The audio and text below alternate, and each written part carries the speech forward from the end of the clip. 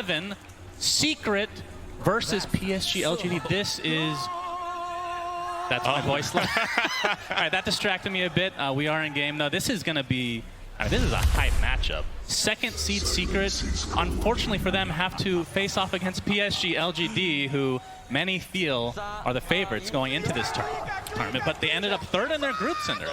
Yeah, they had a little bit of a slow start. I think LGD's day one was one of the weaker ones they've had in quite a while, but they picked up a lot of steam throughout the groups, and that, you know, that's kind of what you want. You want to go into the bracket with in top form, and I think there's a lot of good things to be said about how LGD have developed throughout this tournament. So very curious to see this. Like you said, Secret definitely, is it fair to call them an underdog in this? You probably always call teams underdogs against LGD, right? Just historically speaking. Especially you, yeah.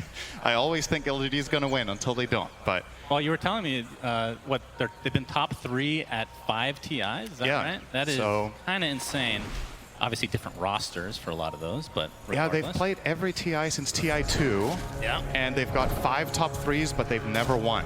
I think they've got 2 or 3 second places out of those top 3s. All right, let's see. We're going to see some early action for the bounty. Zayat ends up netting himself that, but Resolution's going to take a little bit of damage here, which, of course, we are going to talk about Resolution a bit here, not just because he's awesome, Cinder, but he's playing a silencer, position 3. Oh, I thought it was because he's playing your voice line. Okay. I did tell him to do that, and he's been a very good boy so far. Thank you, Roman. Yeah, silencer offlane, very unusual here from Secret. It is something that I think Puppy's teams historically have been really good at, or how to say it. It's kind of hit or miss sometimes, but he's not afraid of doing uncharacteristic and creative approaches to laning stages to try to solve problems. I'm kind of with the panel, though, when they say, I don't think Silencer fares well against Lone Druid Dazzle. I think this is going to be a tough task for Resolution to do a lot with. He's playing with a support core in the Nyx who doesn't have the most laning impact compared to, say, something like a Marcy. So I think they might have their work cut out for them down here. Mid lane. A little bit of a trade-off here between Nisha and Nothing to Say. I just wanted to wrap up the thing we talked about with LGD's TI attendances, right? Because something that's funny about Secret as well is that they've placed like every position at TI, more or less, in the last 6 years. Yeah. The only ones that have eluded this roster, I think, are actually second and first place. Last year they got third, the year before they got fourth, and I think they had a fifth, sixth, seventh, eighth. You know, right. More or less gone up one placement per year. So is this the year that Secret reaches the finals? I mean, as you know, I did pick these two teams to end up in the finals, which may be a little awkward since they are facing off so early in the upper bracket, but that doesn't rule it out. Yeah, that's true. I mean, Secret, I think I've locked them in for second place. It's just how it's going to happen. Obviously, Puppy knows more than everybody. But yeah, PSG.LGD obviously very strong, but the groups not as, I mean, they bled a little bit, Cinder. What do you think that is attributed to? Do you think they've been playing so much over the past, like all these tournaments coming up into TI, maybe a lot of research has been done against them?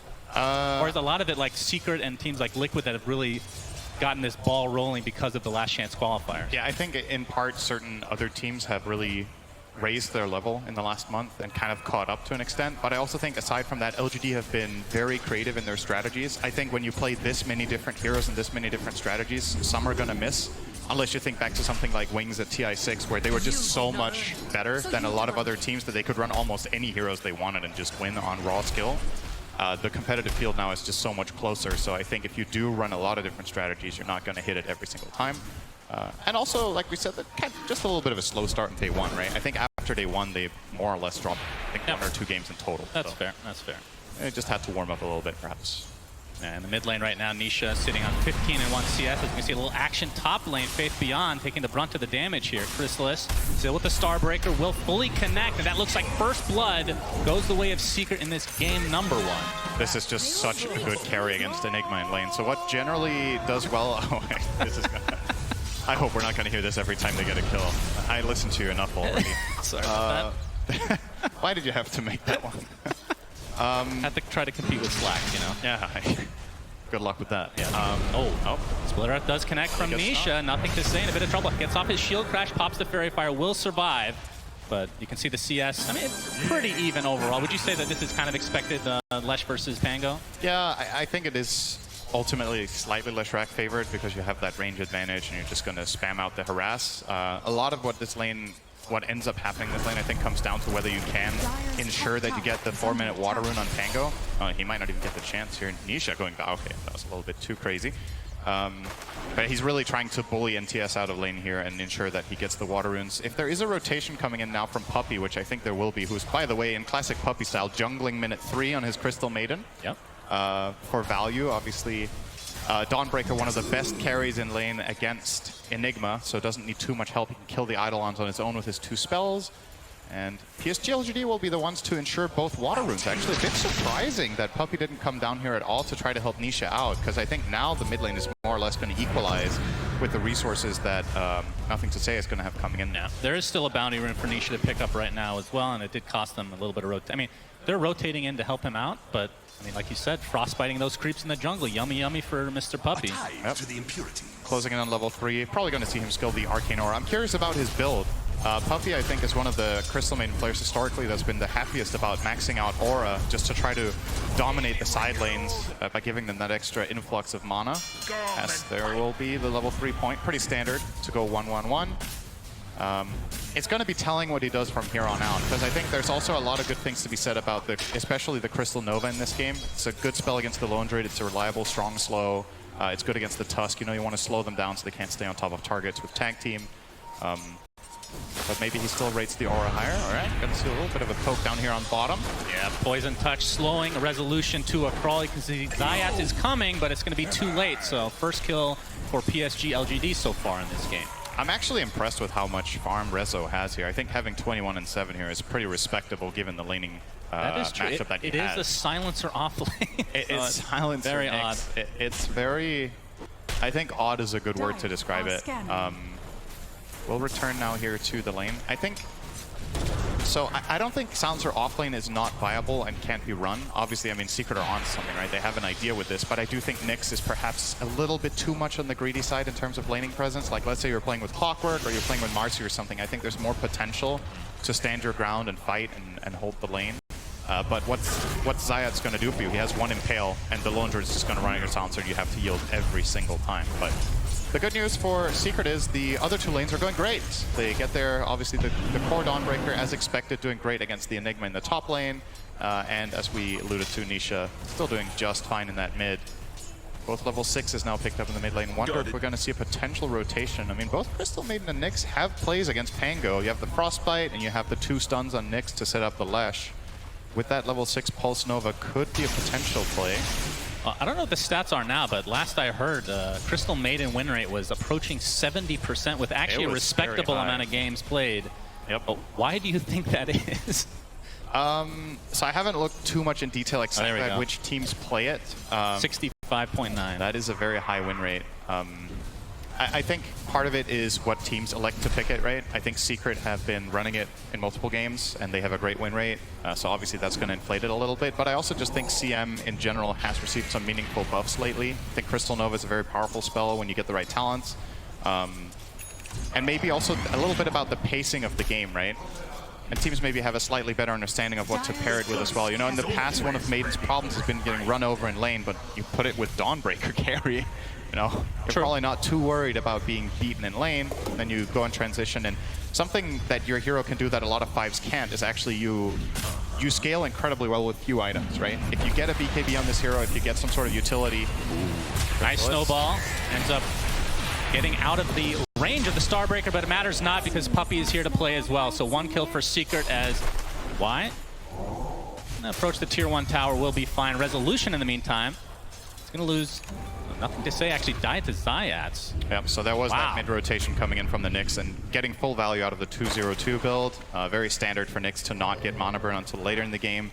And what you do offer then is that if you connect that first stun on Pango, he can't really reset, right? You just stand in his path and, oh well, he can try to, he needs to be a little bit careful about how he jumps with Swashbuckle essentially, and you can maybe catch him with Carapace as he does that to hit the creep wave. Use that as a setup for a secondary stun, and then Leshrac with the 3rd stun. Oh, but Snowball in onto the mid lane. Nisha already at half HP. And here comes Nothing to Say with the Rolling Thunder, but a big Solar Guardian coming in as well as Crystal is trying to focus down Jin Q. They'll be successful eventually, and Nothing to Say has to roll away. So rotations from both sides ends up netting Secret the kill on the Tusk. This is something Secret's lineup has in spades, actually. They don't necessarily have the best setup. You only really have the Nyx that's going to initiate moves, but you have so much counter engage. You have the Dawn ult, you have Global Silence, you have Spike Carapace. if the enemy team is the one making a move on you and you have your spells ready, you got to be very wary as LGD about how you initiate moves. And yep, that was a nice punish there. It will, at the very least for LGD, it will give Faith beyond level 6 and a little bit of space in that top lane. He's happy to finally have a little bit of space away from this Dawn. Secret find Ame. Zayats gets off the Impale, but see the ult coming out from the Lone Druid as Nisha's here with the Pulse Nova. Y gets up a nice poison touch. Nice blocks coming out from Zayats, but the Grave comes out as well. It's nothing to say is coming to try to help out his comrade, but oh, he actually does TP out just barely enough HP, and Nisha and company have to hightail away, but Nisha gets blocked in by the Ice Shards.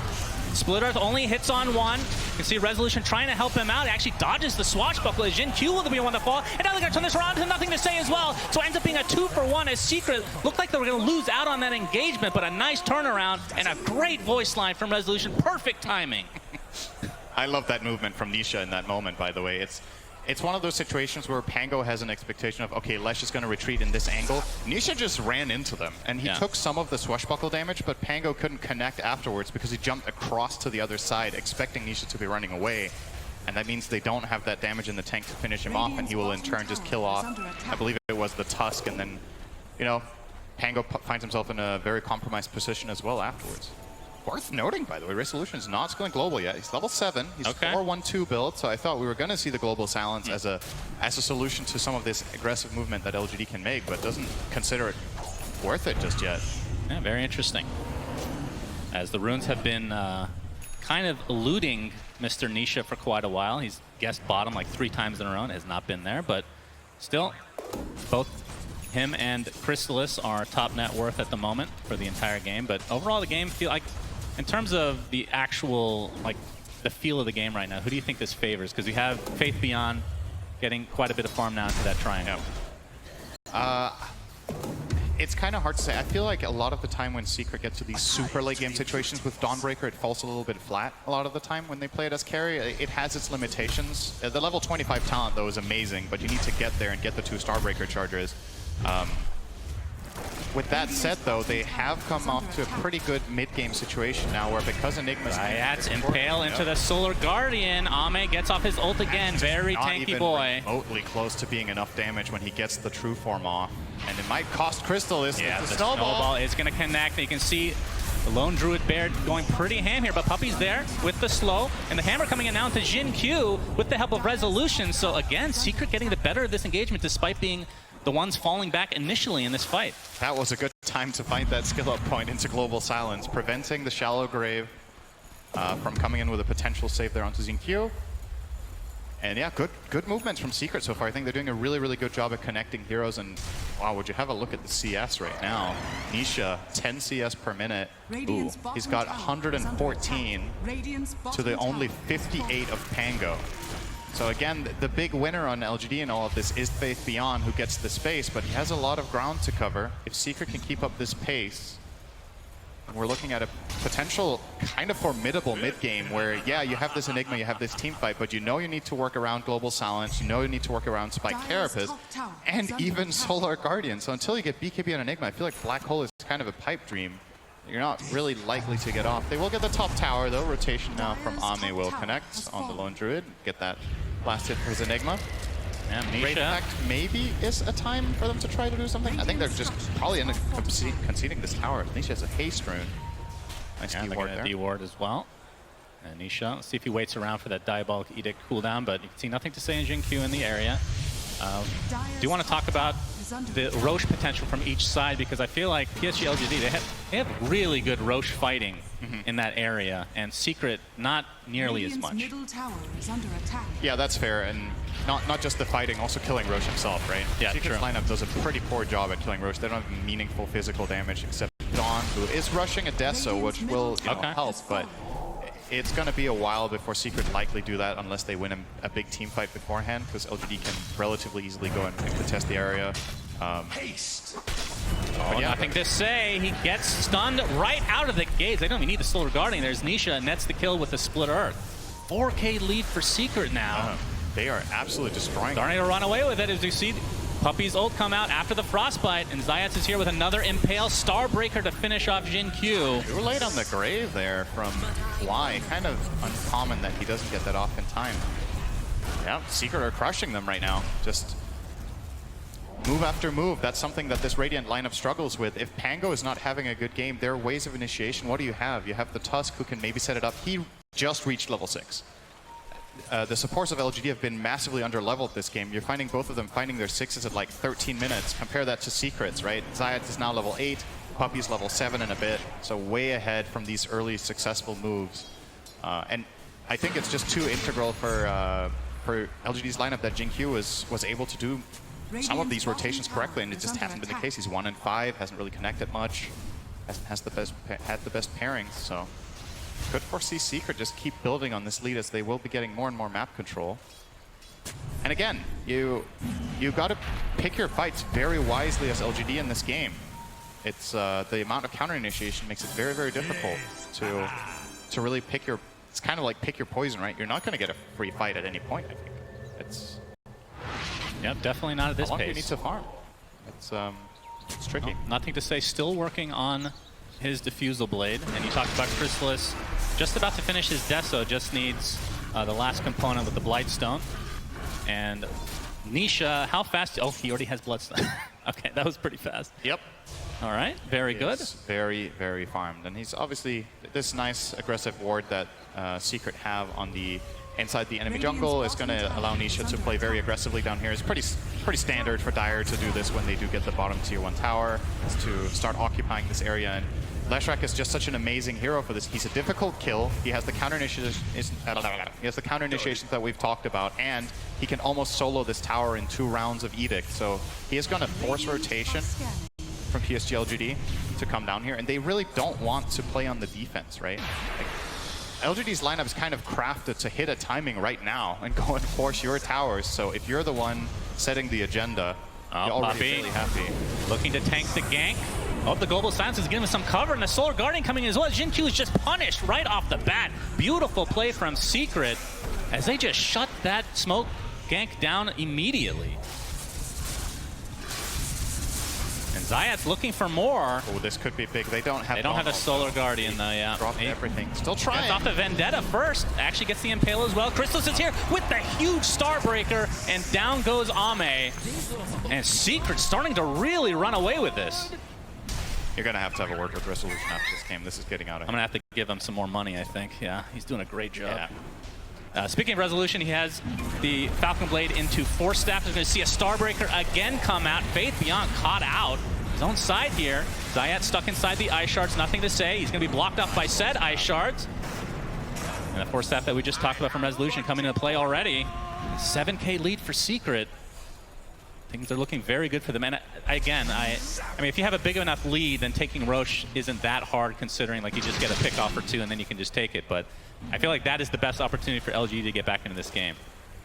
Yeah, I think ideally what they want to do is once Global Silence and the Donald have come out, you want to smoke and make your own move, right? Because that's one moment in time where you can initiate something without the fear of just getting immediately globally countered.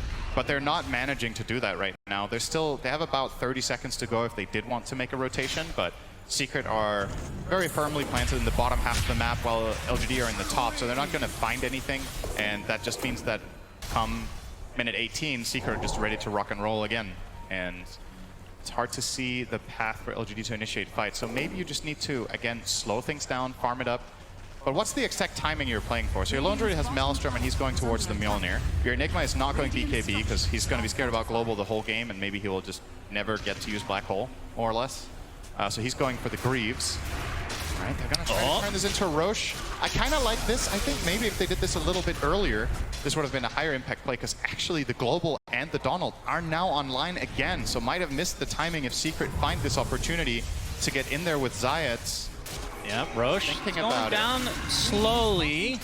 The Wraith packed inside as Nisha seems to have a decent idea that this is happening. He's just going to walk right in with the Split Arc. Gets off the Pulse Nova and the Bloodstone ahead of him. The Solar Guardian on the outskirts as Zayat gets stunned, but nothing to say. Already gets off his Rolling Thunder, but a huge Starbreaker. Chrysalis deletes Faith Beyond. Jin-Q starting to get quite low as Puppy's the first to fall for Secret, so it's a 1-for-1. He's going to buy back into the game, though. Double kill from Chrysalis coming out as well. And Nisha pretty much out of mana, but it's just enough to take out Ame. And now Y and company from LGD have to get the hell out of here, as Secret will likely get the Roche. Yeah, maybe maybe Secret kind of let them do that. Thanks for the damage. Do the hard work for us. You know, we can't really kill Roche ourselves that quickly, so if you guys would please get him to a quarter health, we'll just show up with our spells and clean you out. They didn't even use Global. Like, Rezo actually doesn't have the mana for it right now. It was not necessary in that fight. They had a Donald, which was okay to connect on the side. We're going to see the replay here. So I love the way Secret approached this fight by sending in Leshrac first. He knows he has so much defensive cover plus the Bloodstone that he's not worried. And they find this connection on the left-hand side. This pretty much ends the fight. They kill off the Enigma with the Nyx as well as the Dawnbreaker ult. Connect that. And Ame, sure, you find the Crystal Maiden in the middle of that fight, but you're in the middle of the fight against Lesh, and you're not getting out of there afterwards. So easy cleanup for Secret, and man, going into the series today, I was not expecting that any game would be this one-sided as this is looking right now. Are LGD adopting some sort of new strategy? You know, start out slow in groups, then you pick up some steam, you go into the playoffs, you start off slow in game number one, you pick up your steam. That's maybe the question, because this one is it's not looking healthy right now. So if I'm not mistaken, at the Arlington Major, I was casting a game of PSG.LGD. We're down by like 20+ K. Like it was a top hat shellacking level. And they brought it back. So this is the one team I would not be comfortable with a lead, no matter how much. As we see mass TPs now from PSG.LGD. Global Science to give him some cover. Nisha really wants to finish off the Dazzle, but not going to be able to do so. Now completely out of mana, but remember, does have the Aegis still intact. Might have to use it here, but Solar Guardian is healing up to a decent amount. Crystallis not able to connect on any stuns, though. As Secret looking to potentially reset, but no kills come out from PSG.LGD. See the freezing field in the meantime, yeah. Is that bear number 1 or is that 2? I think that is bear number 2. Yeah. Oh, 50-second cooldown now for Ame. Yeah, if somebody has experience killing creeps with freezing field, it is Puppy. So feels really good about that. That's a very big creep there. A so-called creep hero, if you will. It's very. If you're new to Dota, Lone Druid's bear is complicated. It's yeah. That's true. That's its Facebook status. It's complicated. All right. Nice carapace. Oh, beautiful setup. Splitter to follow, and the Impale again. Nothing to say is dead. And that's Secret, man. You got to be so careful about this as Pango. You kind of need to weigh the pros and cons of using Swashbuckle like this, because you could obviously Swashbuckle toward your own base with the damage, right? But he wanted to get a little bit of value poke out of it. Gets carapace and gets killed. So you got to second guess yourself a lot of the time with your Pango instincts when you are playing against this hero and it's missing, because you never know when you're going to connect on that carapace and you're just getting killed off by that. Just kill bear, just kill bear. I don't have global. It's okay. They're all dead. I can push that. Yeah, let's go. Let's check rush. Let's low. Yeah, let's go rush. I might just farm. They're gonna run bottom to our outpost. We can smoke into them. I can smoke mango. We don't have actually. Yeah, I will swap. Not global, but we can fight easy. Let's try needs 15 seconds though. Oh yeah, the classic Rezo, no global, we can fight easy. Well, he didn't have mana. Oh, Impale set up onto Faith Beyond with the Solar Guardian, but a nice Tusk Snowball mitigates a lot of it as Crystallis pops the BKB a little bit prematurely. Starbreak doesn't really connect very well, but they still have the damage, it looks like, to take out Faith Beyond. And Jin-Q is next on the list. So despite the Secret initiation not going as planned, I mean, with this kind of a lead, it doesn't really matter sometimes. It's just such a strong position for their lineup to play on this high ground, right? And you're seeing again Faith Beyond. He's just holding Black Hole. He can't use it. So the impact of this hero very, very minimal so far in this game, considering what we've seen from Enigma earlier in the tournament. Secret seems to have a very good understanding of how to solve it. And this looks like Y will also finding a quick way back to base. As Grave. Yeah. Okay. He kind of juked them by running in a line. Sometimes it's the hardest path to follow. Okay. That is really impressive that he found a way out of that. On the other side of the map, though, Jin-Q gets off the initiation. Already has his shard as Zayats gets off the Impale, as Nisha has to walk his way around, but looks like Jin-Q is likely to fall. He's getting healed up, though. And still the Aegis in line for Nisha, so he is not scared. Eventually, Jin-Q goes down, and there's the stun follow-up. And Nisha, they're looking for the bear. That's all the damage that Ame has. I mean, to get Lightning Storm down, he's just going to continue on now. They're looking for a full team wipe potentially. Global Silence is there. Nisha just hedging his bets. GG is called. And Secret completely stomped game number 1. Not what we were expecting, but Secret off to an amazing start. Yeah, that was not even remotely close. Just absolutely crushed them start to finish. The lanes went well. I think the double counter to the Enigma really caused a lot of problems games for LGD. I mean, it's easy to say, right? Because he never cast Black Hole. It's pretty rare that you see a game with Enigma not using ulti a single time. Yeah. But you got to look at it from his perspective. He's playing into some super hard counters. They let the silencer through to second phase. Secret more than happy to pick that up and just put on a clinic in this game. Everything went exceptionally well. Nisha got